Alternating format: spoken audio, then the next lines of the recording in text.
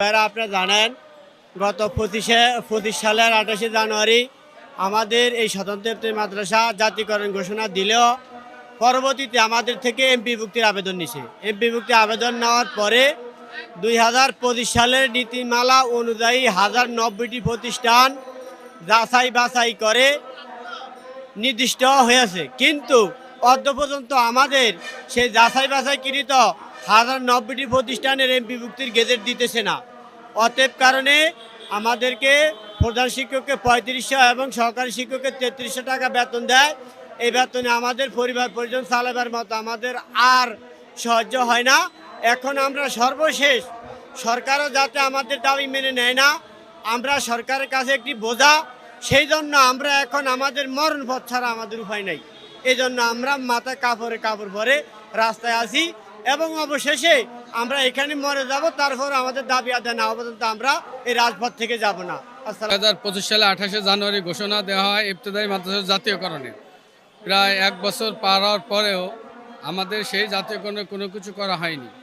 বর্তমান সরকার আসার পরে আমরা বিভিন্নভাবে খোলা চিঠি, স্মারকলিপি দিয়ে ডিসির মাধ্যমে দিয়ে অনেক কিছু সরকারকে অবগত করা হয়েছে, কিন্তু সরকার আমাদের কোনো গুরুত্ব দেয় নাই। আমাদের লাস্ট স্টেপ কাফনের কাপড়, হয় আমাদের মৃত্যু নয় আমাদের বেতন।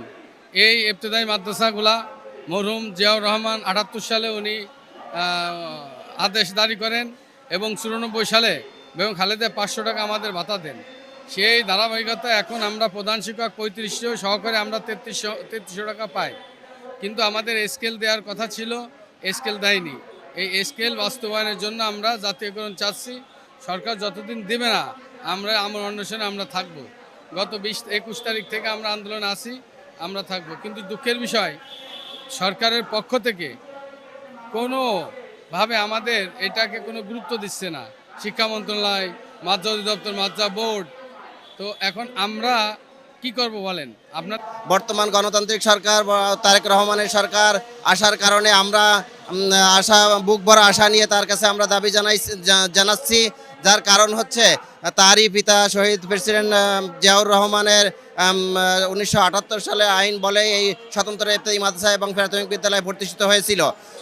পর্যায়ক্রমে প্রাথমিক বিদ্যালয়গুলো জাতীয়করণ করা হলেও আমাদের স্বতন্ত্র ইফতেদায়ী মাদ্রাসার প্রতি কোনো সুনজর দেওয়া হয়নি। যার কারণে আমরা এতদিন যাবৎ আন্দোলন সংগ্রাম করে প্রায় 42 বছর যাবৎ আমাদের কোনো সুফল হয়নি, কোনো সুরাহা হয়নি এবং মানসম্মত কোনো জাতীয় বেতন স্কেলেও বেতন হয়নি। সামান্য প্রধান শিক্ষক 3500 টাকা এবং সহকারী শিক্ষক মাত্র 3300 টাকা দেয়। বর্তমানে আমরা প্রাথমিক বিদ্যালয়ে একজন শিক্ষকের যে কোয়ালিফিকেশনধারী, আমরাও সেই কোয়ালিফিকেশনধারী।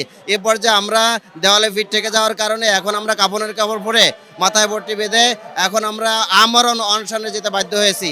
বর্তমান সরকারের কাছে আমাদের দাবি, আমাদের এই যে দীর্ঘদিনের যে একটা বৈষম্য, এই বৈষম্য দূর করে বর্তমান সরকার আমাদের এই শিক্ষকদেরকে সম্পূর্ণ দাবি পূরণ করে পাঠদানে আবার ফিরতে সহযোগিতা করবেন।